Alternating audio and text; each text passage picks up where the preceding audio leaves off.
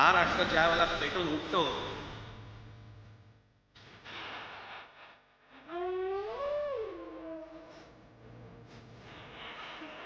एकत्र आलोय एकत्र राहण्यासाठी ही मराठीसाठीची एकजूट ही कायम राहावी.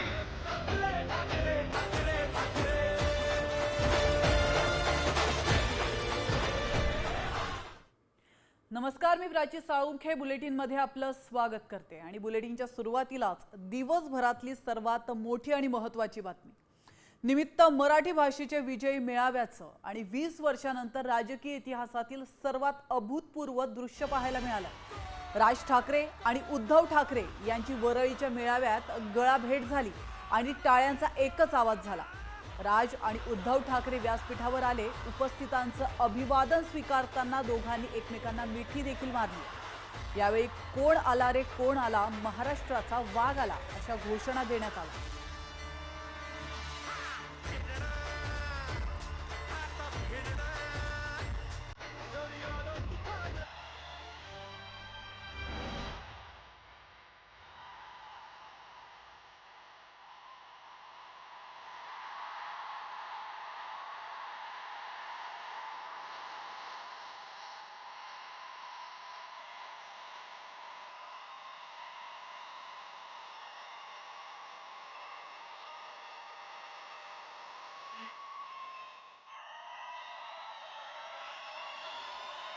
गेल्या काही वर्षात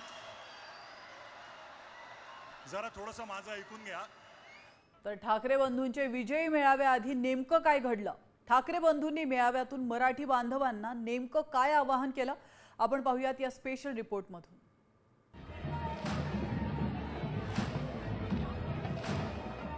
ही गर्दी आहे मराठी भाषेवरच्या अन्यायाविरोधातली. वरळीतील ठाकरे बंधूंच्या विजयी मेळाव्याची. 20 वर्षांनंतर ठाकरे बंधू एकत्र येण्याचा ऐतिहासिक क्षण अनुभवण्यासाठी मराठी माणसांनी गर्दी केली, सभागृहात आणि सभागृहाबाहेरही. मराठी माणसांची ही गर्दी मराठीला विरोध करणाऱ्या आणि मागल्या दारानं हिंदी सक्ती लादणाऱ्यांची धडकी भरवणारी होती.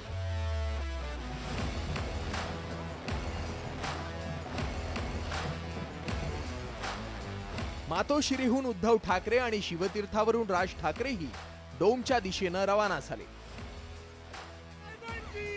डोम बाहेर मराठीसाठी एकजूट झालेल्या मराठी बांधवांनी राज ठाकरेंचं आणि उद्धव ठाकरेंचं जोरदार स्वागत केलं.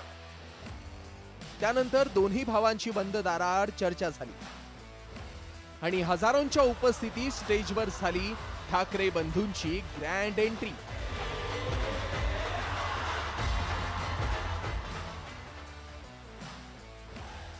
जमलेल्या सर्व मराठी बांधवांना राज ठाकरेंनी उद्धव ठाकरेंच्या उपस्थितीत एकीचा नारा देत मराठी द्रष्ट्यांना झोडपून काढलं. परंतु मला असं वाटतं की ही मराठीसाठीची एकजूट ही कायम राहावी आणि महाराष्ट्रामध्ये सन्माननीय माननीय बाळासाहेबांचं जे स्वप्न होतं ते पुन्हा साकारावं अशी एक आशा, अपेक्षा आणि इच्छा व्यक्त करतो आणि आपण सर्वांची मी रजा घेतो. धन्यवाद. जय हिंद, जय महाराष्ट्र. तर उद्धव ठाकरे यांनी आमचं एकत्र दिसणं महत्वाचं आहे असं सांगत दोन्ही ठाकरे बंधू एकत्र असल्याचं सूतोवाच केलं. आपल्या डोळ्या देखत सगळे लचके तोडले जात आहेत. आपल्या दोघांनाही भांडवलं जात आहे आणि नतद्रष्ट आपल्या डोक्यावरती बसतायत. किती काळ सहन करायचंय? प्रत्येक वेळेला काही झालं की भांडाभांडी लावायची. आता सुद्धा तेच होणार. म्हणजे आम्ही एकत्र येणार, आल्यानंतर निवडणुकीपर्यंत एकत्र राहतील का? सत्ता प्राप्ती, काही जण म्हणतात की यांचा मराठीचा नाही, महापालिकेचा आहे. अरे नुसता महापालिकेचा नाही, तर आमच्या महाराष्ट्राचा आहे. आम्ही महाराष्ट्र सुद्धा काबीज करू. 20 वर्षांनंतर ठाकरे बंधू एकाच व्यासपीठावर आल्यानं महाराष्ट्रात पुन्हा एकदा ठाकरे ब्रँड स्थापित झालाय.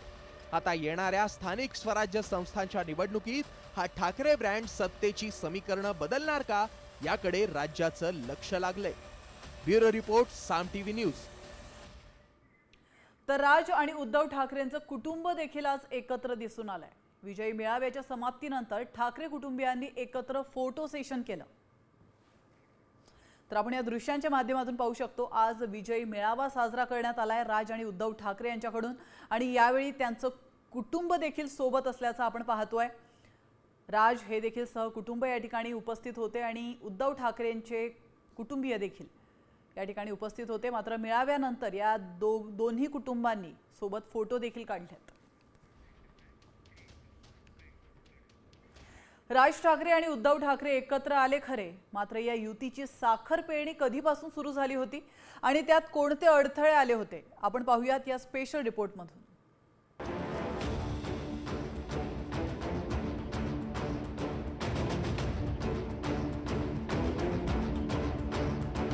अखेर 20 वर्षांनंतर राज ठाकरे आणि उद्धव ठाकरे एकत्र आले।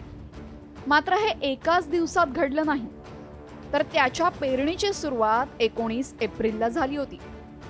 महेश मांजरेकरांनी राज ठाकरेंची मुलाखत घेतली आणि मुलाखतीत त्यांनी उद्धव ठाकरेंना घातलेली साद महत्त्वाची ठरली। माझ्यासाठी महाराष्ट्र खूप महत्त्वाचा आहे, मराठी माणूस जास्त सगळ्यात खूप माझ्यासाठी अत्यंत महत्त्वाचा आहे, अत्यंत माझ्या जिव्हाळ्याचा विषय आहे तो। त्यांच्यासमोर कुठचीही भांडण आणि वाद मला असं वाटतं अत्यंत दुय्यम तिय्यम दर्जाचा आणि अत्यंत फालतू गोष्टी आहेत विषय। राज ठाकरेंच्या या सादेला महाराष्ट्रापुढे आमच्यातील वाद क्षुल्लक आहे असं म्हणत उद्धव ठाकरेंनीही प्रतिसाद दिला। माझं तर मत असं आहे की मराठीसाठी आणि महाराष्ट्राच्या हितासाठी अगदी किरकोळ भांडणं, तुम्ही बाहेर गेल्यानंतर बातम्या वाचल्यानंतर कळेल मी किरकोळ भांडणाचा संदर्भ काय आहे। किरकोळ भांडणं बाजूला ठेवायला मी सुद्धा तयार आहे आणि मी सुद्धा सर्व मराठी माणसांना या हितासाठी, महाराष्ट्राच्या हितासाठी, मराठीसाठी एकत्र येण्याचं आवाहन करतोय। बाकी आमच्यातली भांडणं मी आज सांगतो की काय भांडणं माझ्याकडनं नव्हतीच, कोणाशी मिटून टाकली, चला पण पहिले हे ठरवा महाराष्ट्राचं हित, आणि मग त्यावेळेला सगळ्या मराठी माणसांनी ठरवायचं की भाजप सोबत जायचं का शिवसेनेसोबत, म्हणजे माझ्या बरोबर एसनशी नाही।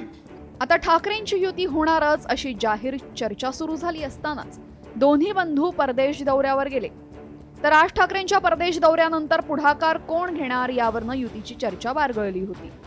मात्र याच काळात ठाकरे गट युतीबाबत आशावादी असल्याचं संजय राऊतांनी वारंवार स्पष्ट केलं होतं। ठाकरे गट युतीसाठी सकारात्मक असल्याचं समोर आल्यानंतर महायुतीच्या नेत्यांनी राज ठाकरेंसोबत भेटीगाठींचा सिलसिला सुरू केला। मराठी भाषेचं कारण देत उदय सामंत राज ठाकरेंच्या भेटीला पोहोचले। एकनाथ शिंदे राज ठाकरेंच्या घरी स्नेहभोजनासाठी हजर राहिले। उदय सामंत पुन्हा राज ठाकरेंच्या भेटीला गेले। देवेंद्र फडणवीस आणि राज ठाकरेंची वांद्र्यातील ताज लँड्स एंड हॉटेलमध्ये गुफ्तगू झाली। महायुतीतील नेत्यांच्या भेटीनंतर ठाकरे बंधूंच्या युतीला ब्रेक लागल्याची चर्चा होती। मात्र उद्धव ठाकरेंनी युतीबाबत स्पष्ट संकेत दिले होते। जे महाराष्ट्राच्या जनतेच्या मनात आहे ते होईल। संदेश कशाला मी बातमीच देत ना तुम्हाला। राज ठाकरेंनी 2005 मध्ये शिवसेना सोडल्यानंतर बाळासाहेब ठाकरेंनीही दोन्ही भावांना एकत्र आणण्यासाठी प्रयत्न केले होते। मात्र ठाकरे बंधू एकत्र आलेच नाहीत। मात्र एका हिंदी सक्तीच्या निर्णयाने दोन्ही भावांना एकत्र आणण्याची कबुली राज ठाकरेंनी दिली। आज जवळपास 20 वर्षानंतर मी आणि उद्धव आम्ही एका व्यासपीठावरती आज येतो आहोत।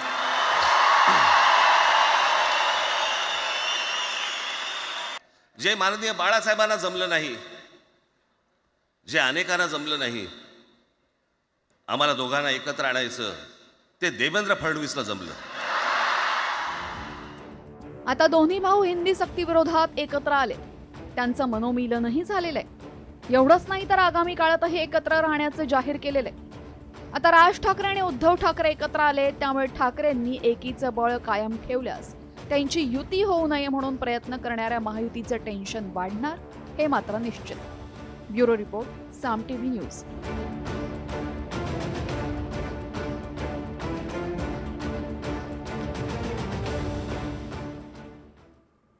राज आणि उद्धव ठाकरेंचा फडणवीसांवर हल्लाबोल पाहायला मिळालाय। बाळासाहेबांना जे जमलं नाही ते फडणवीसांना जमलं असं राज ठाकरे यांनी म्हटलंय। तर आमच्यातील आंतरपाठ अनाजी पंतांनी दूर केलं असं उद्धव ठाकरे म्हणाले। जे माननीय बाळासाहेबांना जमलं नाही, जे अनेकांना जमलं नाही, आम्हाला दोघांना एकत्र आणायचं, ते देवेंद्र फडणवीसला जमलं। आमच्या दोघांमध्ये जो काही अंतरपाठ होता तो आनाजी पंतांनी दूर केला.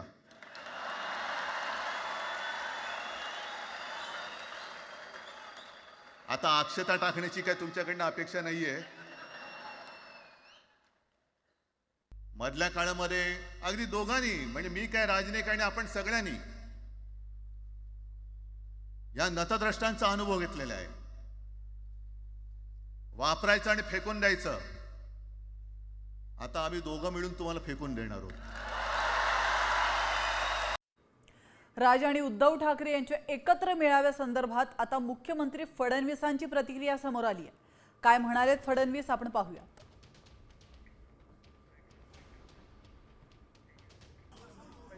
मी राज ठाकरेंचे आभार मानतो की त्यांनी या ठिकाणी दोन बंधू एकत्रित येण्याचं श्रेय मला दिलं. श्रद्धेय बाळासाहेबांचे आशीर्वाद हे मलाच मिळत असतील. तर प्रचंड बहुमत मिळालेल्या महायुतीसमोर आता ठाकरे बंधू विरोधी पक्षाचा चेहरा म्हणून समोर आलेत. मात्र यामागचं समीकरण नेमकं काय आपण पाहूयात.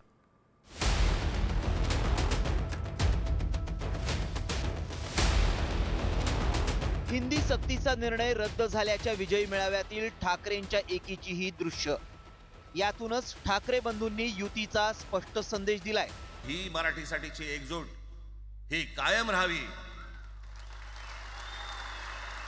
आणि महाराष्ट्रामध्ये माननीय बाळासाहेबांचं जे स्वप्न होतं ते पुन्हा साकारावं. या विजयी मेळाव्यातून महाराष्ट्रात ठाकरे बंधू हाच विरोधी पक्षाचा चेहरा म्हणून समोर आलाय. खरं तर विधानसभा निवडणुकीत महायुतीला प्रचंड मोठं बहुमत मिळालं, तर ठाकरे सेना आणि मनसेसह काँग्रेस आणि पवारांच्या राष्ट्रवादीची देखील मोठी पिछेहाट झाली. मात्र सरकारनं हिंदी सक्तीचा निर्णय घेतला आणि प्रचंड बहुमतातील सरकारला मराठी जनतेनं नमवलं. नेमका हाच धागा पकडून राज ठाकरेंनी सरकारला इशारा दिलाय. आणि हिंदी कशासाठी? हिंदी कोणासाठी? हिंदी त्या लहान लहान मुलांवरती जबरदस्ती करताय तुम्ही.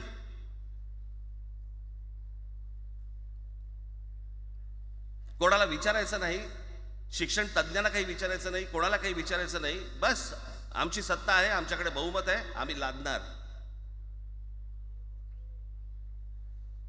तुमच्या हातात सत्ता असेल ती विधान भवनात,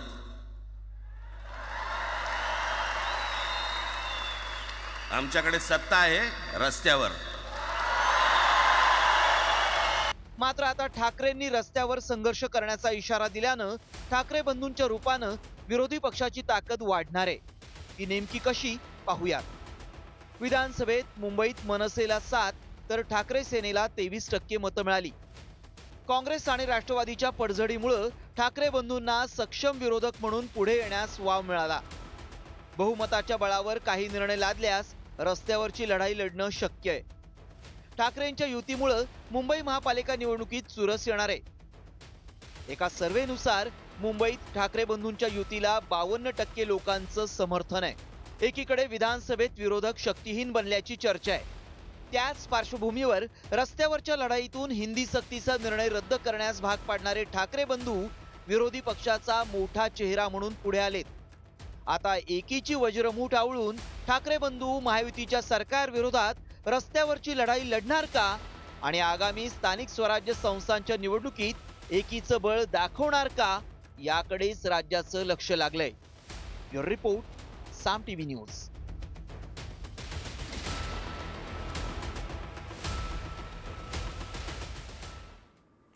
दादा भुसे मराठी मीडियममध्ये शिकून शिक्षण मंत्री झाले. देवेंद्र फडणवीस इंग्रजी मीडियममध्ये शिकून मुख्यमंत्री झाले. कुठे काय शिकले याचा काय संबंध? कोणाकोणाची मुलं परदेशात शिकतायत, याद्या आहेत आमच्याकडे. त्याचं काय करणार आहात तुम्ही? आणि त्याच्यातल्या त्याच्यात मंत्रिमंडळातील एक एक मंत्र्याचं हिंदी ऐका, फेफरं येतील फेफरं, हे असले प्रश्न महाराष्ट्रातच विचारले जातात असं म्हणत राज ठाकरे यांनी मुख्यमंत्री देवेंद्र फडणवीसांवर टीका केली आहे.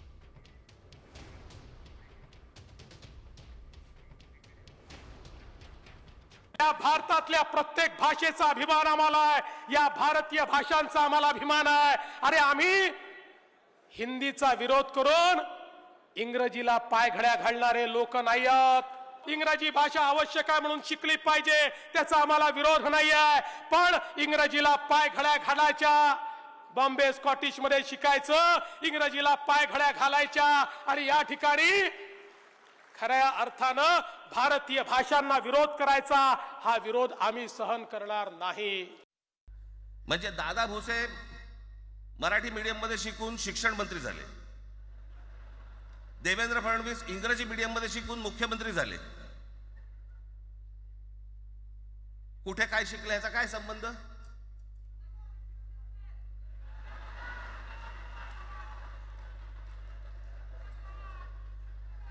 कोणाकोणाची मुलं इथे परदेशामध्ये शिकतायत, याद्या आहेत आमच्याकडे. त्याचं काय करणार आहात तुम्ही? आणि त्याच्यात मंत्रिमंडळातल्या एक एक मंत्र्याचं हिंदी आहे का? फेफरं येईल, फेफरं.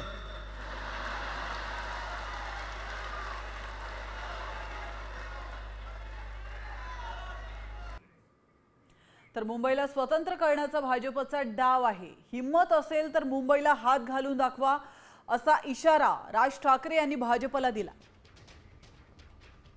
त्यांनी फक्त चाचपडून पाहिलं, चाचपडून. मुंबई स्वतंत्र करता येते का याच्यासाठी अगोदर जरा थोडंसं भाषेला डिवचून बघू. महाराष्ट्र शांत राहिला तर पुढे ते पाऊल टाकू.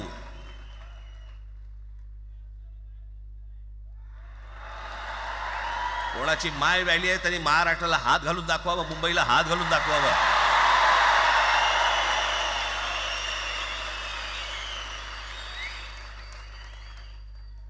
त्या मजाक वाटला काय? आम्ही शांत आहोत याचा अर्थ गांडू नाही आहोत.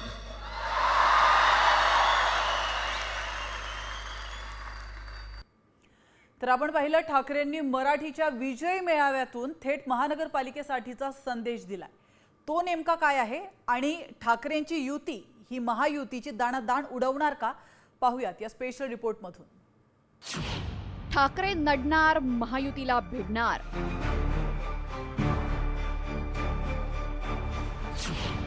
ठाकरेंचं लक्ष महापालिकेची सत्ता. ठाकरेंची युती बदलणार सत्तेचं गणित. आवाज मराठीचा आणि ताकद महाराष्ट्राची हीच भावना प्रत्येक मराठी माणसाची. कारण ठाकरेंच्या एकीमुळे फक्त मुंबई महापालिकेतच नाही तर महाराष्ट्रातील स्थानिक स्वराज्य संस्थांचं समीकरण बदलण्याच्या चर्चांनी जोर धरलाय. तर उद्धव ठाकरेंनी थेट महाराष्ट्र काबीज करण्याचा निर्धार केलाय. आपल्या डोळ्या देखत सगळे लसके तोडले जात आहेत, आपल्या दोघांनाही भांडवलं जात आहे आणि नतद्रष्ट आपल्या डोक्यावरती बसतायत. किती काळ सहन करायचंय?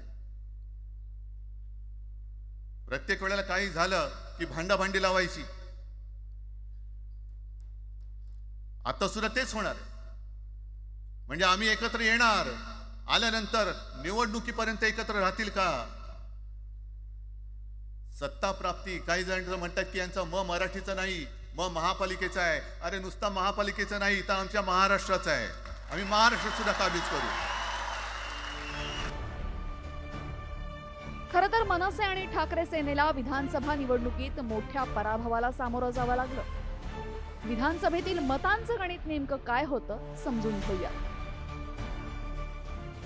भाजपाला 26.77% मतं, शिंदे सेनेला मिळाली 12.38% मतं, तर राष्ट्रवादी अजित पवार गटाला मिळाली 9.1% मतं. तर विधानसभेमध्ये ठाकरे सेनेला 9.96% मतं, राष्ट्रवादी शरद पवार गटाला 11.28% मतं, काँग्रेसला 12.42% मतं, तर मनसेला 1.55% मतं. विधानसभेला महाराष्ट्रात ठाकरेंची मोठी पिछाड झाली असली तरीही मुंबई महापालिकेमध्ये जनतेनं ठाकरेंनाच झुकतं माप दिलंय. मनसे आणि ठाकरे सेनेला 30% मतं मिळाली. मात्र एका सर्वेक्षणानुसार मुंबईत ठाकरे बंधूंची युती झाल्यास 52% मतं वळवण्याची शक्यता आहे. तर ठाकरे बंधूंच्या युतीचा राज्यावरही मोठा परिणाम होण्याची शक्यता आहे.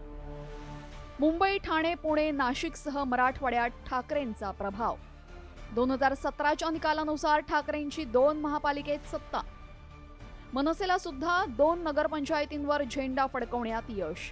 आता दोन्ही ठाकरे एकत्र आल्याने पश्चिम विदर्भ, मराठवाड्यासह मुंबई, नाशिक, पुणे, छत्रपती संभाजीनगरमध्ये ठाकरेंची ताकद वाढण्याचा अंदाज आहे.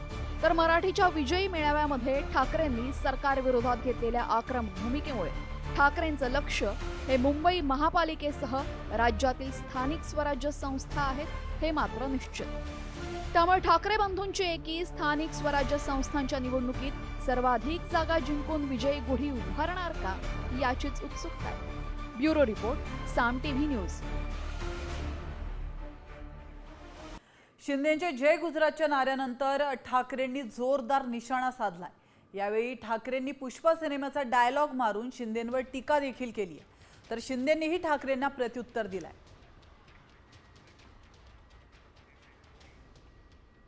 राजकारणातले हे व्यापारी आहेत, वापरा आणि फेका. तो एक गद्दार काल एक बोललाय जय गुजरात. मग किती लाचारी करायची. मग तो पुष्पा पिक्चर पाहिल्यात तुम्ही सगळ्यांनी, दाढीवरनं हात फिरवून झुकेगा नाही साला. तसे हे गद्दार म्हणतात उठेगा नाही साला. कुछ भी बोलो उठेगाही नाही. अरे कसा उठणार. आहे का तुझ्याकडे उठण्यासारखं. अरे विचार वगैरे मी म्हणतोय.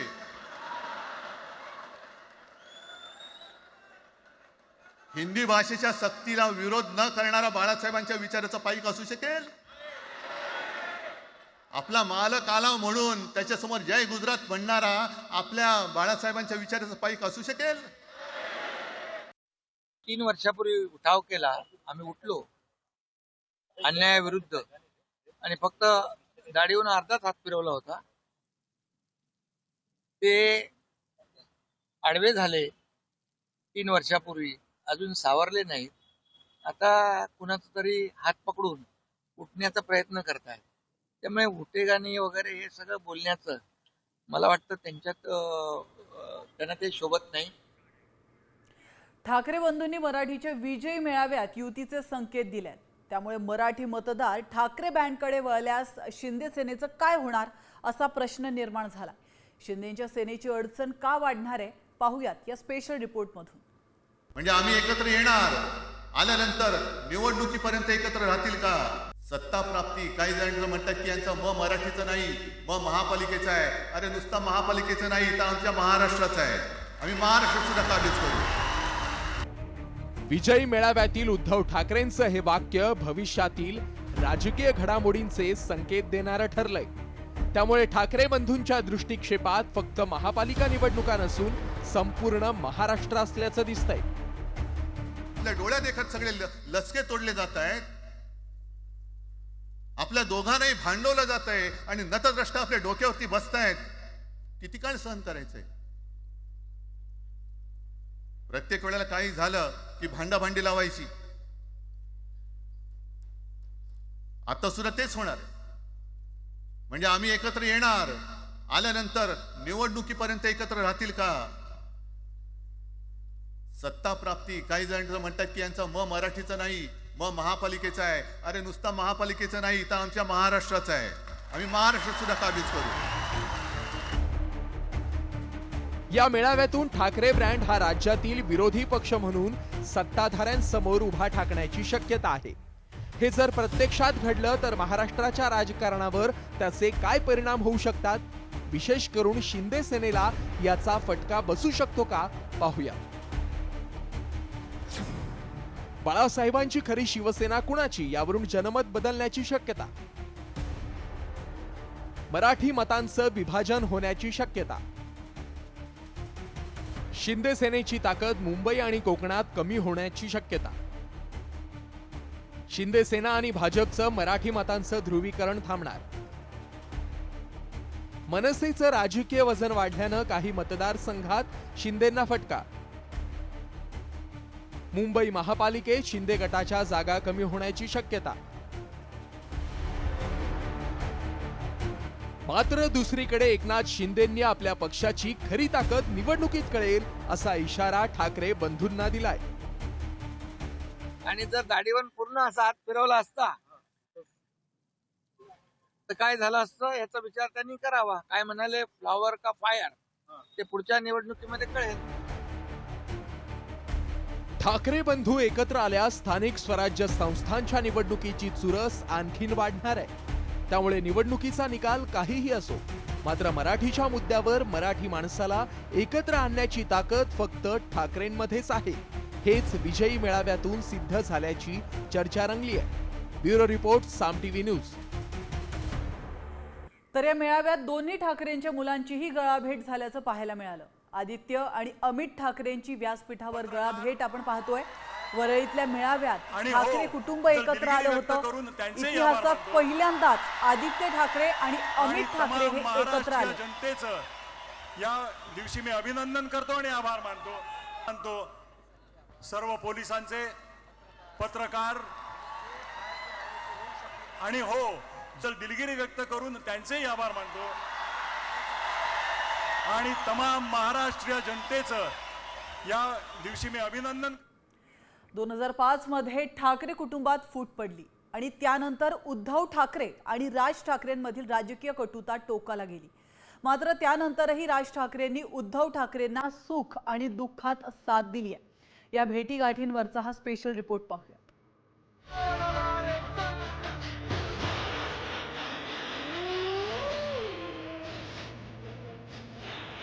जल्लोष, घोषणा आणि भाषण यामुळे ठाकरे ब्रँडचा मेळावा ग्रँड झाला असला आणि दोन्ही ठाकरे एकाच व्यासपीठावर 20 वर्षांनी एकत्र आलेले दिसले, तरीही या आधीही ते विविध कारणांमुळे एकत्र आले होते.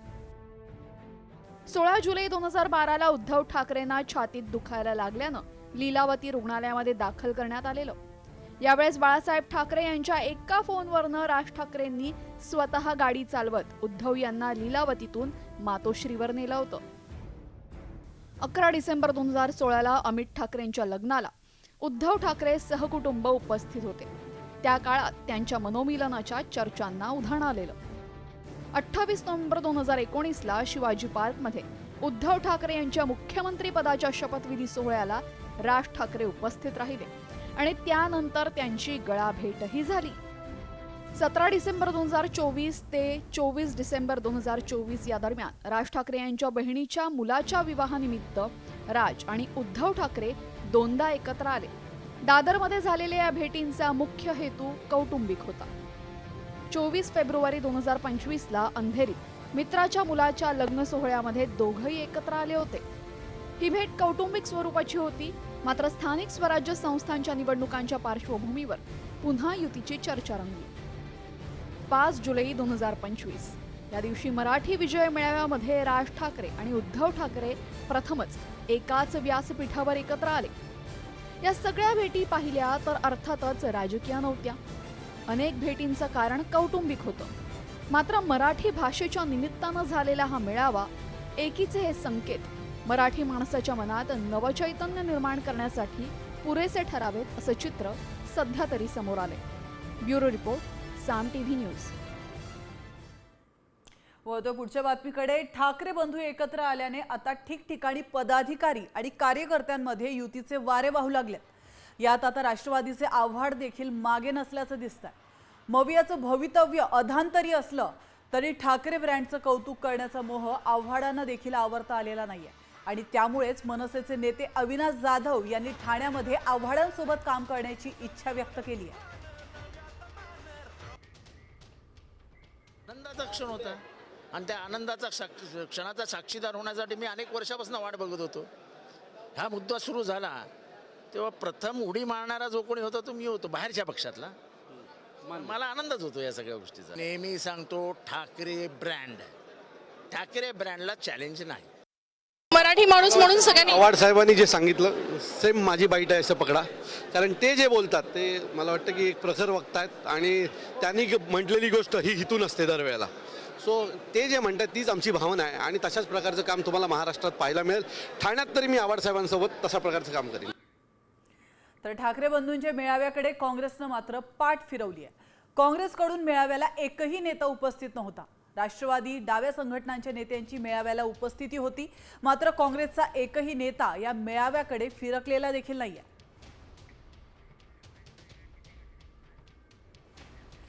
तर व्यासपीठावर समाजवादी डाव्यांना आणलं गेलं. बाळासाहेब ठाकरेंना हे पटलं असतं का, या लोकांकडून राज ठाकरेंचे हाल होतील असा निशाणा नितेश राणे यांनी लगावला. आणि मुळामध्ये मला आश्चर्य असं वाटतं की समोर किंवा भाषणानंतर व्यासपीठावर त्यांनी जितेंद्र आव्हाड आणि कॉम्रेड म्हणजे समाजवादी विचाराच्या लोकांना स्टेजवर बोलवलं. ठाकरेंच्या स्टेजवर समाजवादी विचाराचे की कॉम्रेड यांनी उपस्थित राहावं हे बाळासाहेब ठाकरेंना पटलं असतं का? शेवटी त्यांची काय अवस्था झालेली आहे. ज्या राजसाहेबांना हे काय काय त्यांचे हाल करायचे, कितींदा त्यांना संपवण्याचा प्रयत्न केला, काय काय त्यांच्या अगर स्टोऱ्या आम्ही सांगत बसलो ना तर फार उद्धव ठाकरेला हे होईल. त्या राजसाहेबांच्या पायावर आज ह्या उद्धव ठाकरेला नाक घासायला लागलं, नाक. तर ठाकरे बंधूंच्या एकजुटीवर सुषमा अंधारे यांनी देखील प्रतिक्रिया दिली आहे. काय म्हणालेत सुषमा अंधारे आपण पाहूयात. मला असं वाटतं की दोन नेत्यांनी ज्या सकारात्मकतेने आज सगळी मांडणी केलेली आहे आणि ती सकारात्मकतेने मांडणी करताना आम्ही एकत्र आलो आणि एकत्र राहू हा जो स्पष्ट संकेत दिलेला आहे त्यातनं एक गोष्ट नक्की स्पष्ट झाली आहे की आणि ती आमच्या सगळ्यांच्याही लक्षात आली आहे की दोन वाघांच्या भांडणात काही झालं तरी कुत्र्यांचा फायदा होता कामा नये. तर ठाकरे नावाचा ब्रँड आता राहिलेला नसल्याची टीका शिंदे गटाचे आमदार संजय गायकवाड यांनी केली आहे. ब्रँड असता तर बाळासाहेब ठाकरे असतानाच 288 आमदार निवडून आले असते. त्यावेळी देखील 70 ते 74 जागा निवडून आणता आल्या नाहीत असा टोला देखील गायकवाड यांनी लगावला आहे.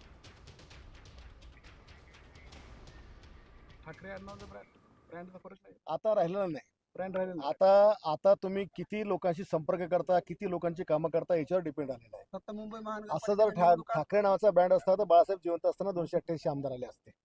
तेव्हा पण आपण 70-74 पुढे कधी गेलो नाही. तर विजय मेळाव्याआधी खळखट्ट्या कसा आवाज आलाय.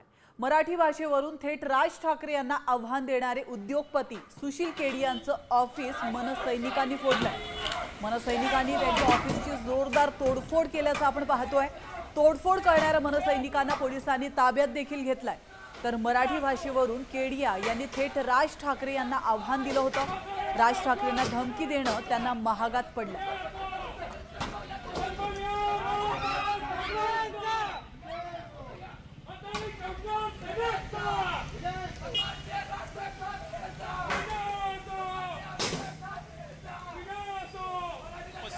मी 35 वर्ष तो मुंबईत राहतोय, गडगंज श्रीमंत झाला आणि आज तो मराठीला बोलतोय की मी मराठी बोलणार नाही. तो पण तोऱ्यात. केडियाचा गुरमी मुजोरी एवढी होती. काल महापौर किशोरी पेडणेकर मुंबईच्या त्या एका लाईव्ह चॅनलवर त्याच्यावर बोलत होत्या. आता त्याचे बोलण्याची ॲटिट्यूड, जे बोलण्याची पद्धत, आमचे अविनाश अभ्यंकर जे आमचे प्रवक्ता आहेत त्यांच्याबद्दल पण उलटा. जर आमचा प्रवक्ते आमचे सन्माननीय राजसाहेब मराठी माणूस यांच्या विरोधात हे कोण परप्रांतीय केडिया भेडिया बोलत असेल तर या केडियाची किंवा भेडियाची शिकार केल्याशिवाय महाराष्ट्र नवनिर्माण सेना आणि महाराष्ट्राने गप्प राहणार. तर मराठी विरोधात गरळ ओकणाऱ्या व्यापारी सुशील केडियाचा मात चांगलाच उतरलाय. केडियानं एक व्हिडिओ पोस्ट करत राज ठाकरेंसह मराठी माणसाची माफी मागितली आहे. केडिया नेमकं काय म्हणालाय आपण पाहूयात या स्पेशल रिपोर्टमधून.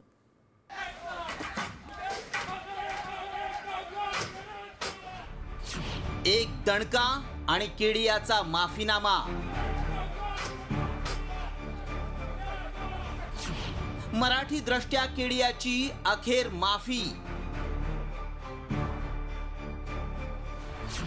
केडियाला अखेर चूक समजली. Raj Thackeray ji, I am hopeful he will realise that जब अपने ही अपनों का दम घुटा देते हैं तो गलतियां चारों तरफ होने लगती है. मेरी गलती को मैं स्वीकारता हूं, क्षमा की याचना करता हूं. मराठी भाषेविरोधात गरळ ओकणाऱ्या सुशील केडियाला अखेर अशा शब्दात माफीनामा मागायला लागलाय.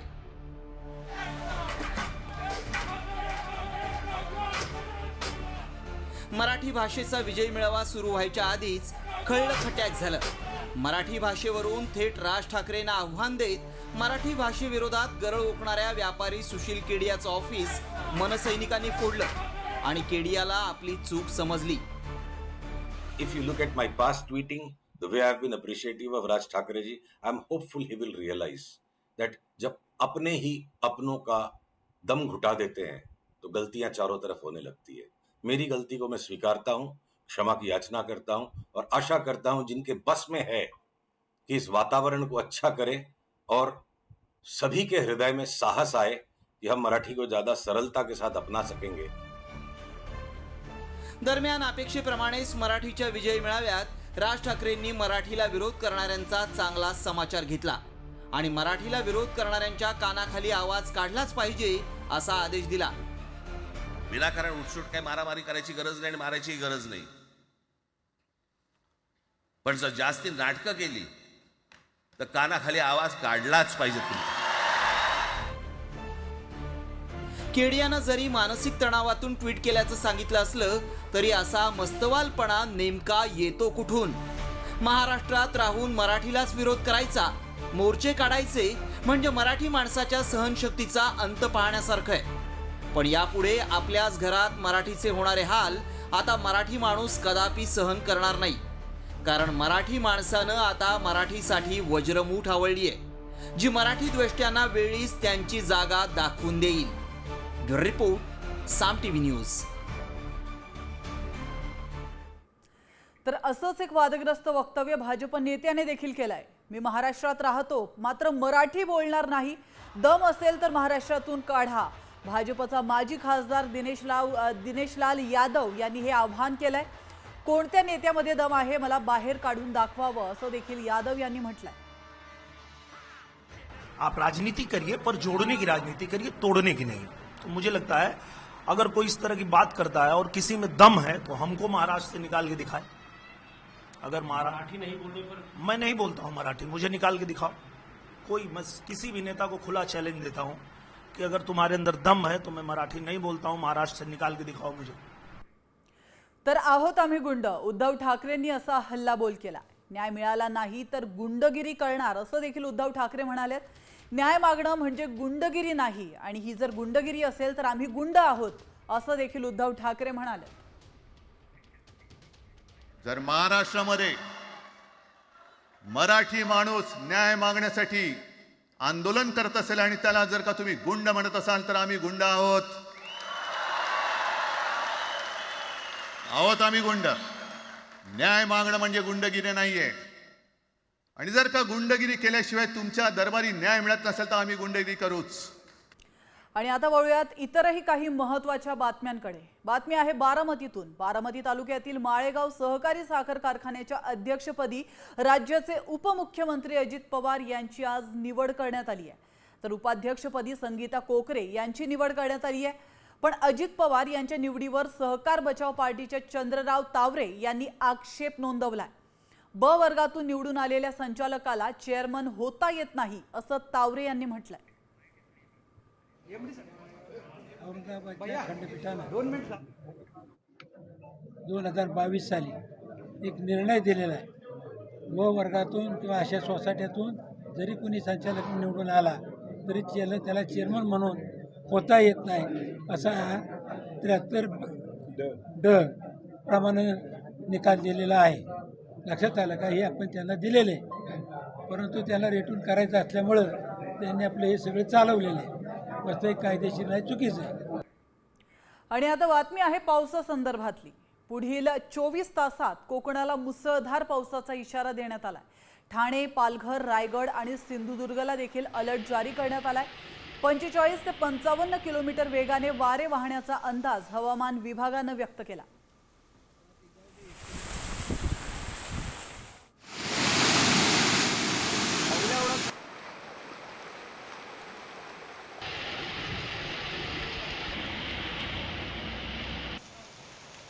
तर महाडच्या नाळेमाची धबधब्यावर स्टंटबाजी करणाऱ्या तरुणांवर पोलिसांनी प्रतिबंधात्मक कारवाई केली आहे। त्यांना समज देऊन त्यांची सुटकाही करण्यात आली आहे। या तरुणांनी गिर्यारोहणाचे प्रशिक्षण घेतलंय आणि त्याचप्रमाणे आपत्ती काळामध्ये पोलिसांना मदत कार्य आणि बचाव कार्य करण्यासाठी हेच तरुण पुढे असतात। घडल्या प्रकाराबाबत त्यांचे जबाब नोंदवून त्यांच्यावर भारतीय न्याय संहितेच्या 110 आणि 117 अंतर्गत कारवाई करण्यात आली। तर मुसळधार पावसामुळे अनेक ठिकाणी महापूर आलाय। या पुरामध्ये सिलेंडरने भरलेला ट्रक पाण्यामध्ये वाहून गेला। आपण या दृश्यांच्या माध्यमातून पाहू शकतो, सिलेंडरने भरलेला हा ट्रक पाण्यामध्ये बुडाला आणि त्यानंतर पुरामध्ये वाहून गेला। ही घटना मध्य प्रदेशातील जबलपूरमध्ये घडली.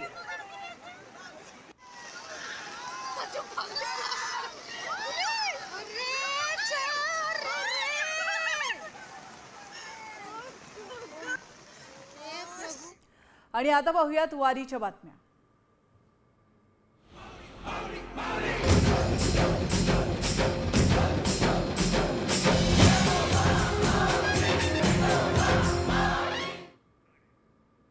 पंढरपुरातील पर्यावरण दिंडीत मुख्यमंत्री देवेंद्र फडणवीस आणि त्यांच्या पत्नी अमृता फडणवीस सहभागी झाल्या. यावेळी त्यांनी फुगडी खेळण्याचा आनंद देखील लुटलाय.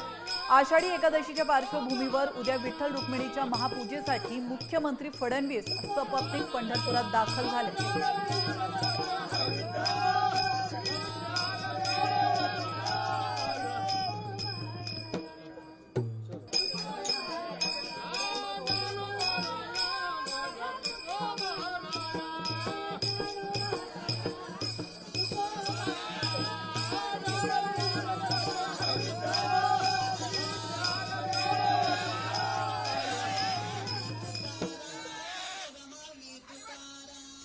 तर आषाढी एकादशीच्या निमित्ताने पंढरपुरात लाखो भाविक दाखल झाले.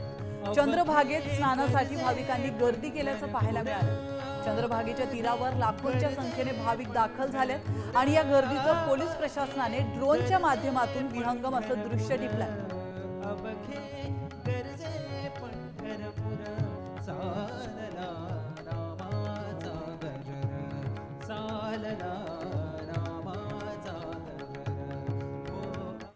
आणि आता बातमी आहे एका व्हायरल मेसेजची. तुम्हाला आता सरकार मोफत फ्लॅट देणार असल्याचा दावा करण्यात आलाय. पण खरंच सरकारची अशी कोणती योजना आहे का याची आम्ही पडताळणी केली आहे आणि त्यावेळी काय सत्य समोर आलं तुम्हीच पहा. सरकार देणार तुम्हाला मोफत फ्लॅट.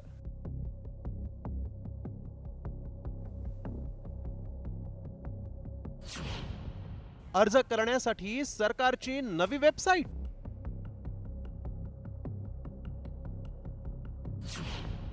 काय आहे व्हायरल मेसेज मागचं सत्य?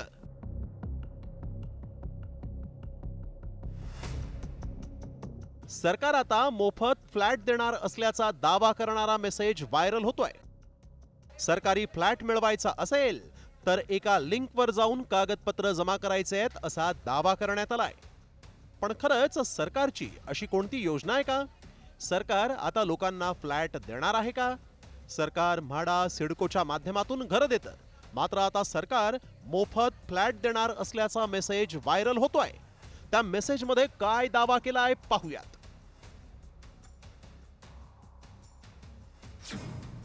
सरकारी फ्लॅट मिळवण्यासाठीच्या यादीत तुमचं नाव आहे का?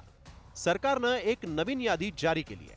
आता तुम्ही सरकारी योजनेअंतर्गत नवीन फ्लॅट मिळवू शकता. सरकारी फ्लॅट मिळवण्याची संधी गमावू नका.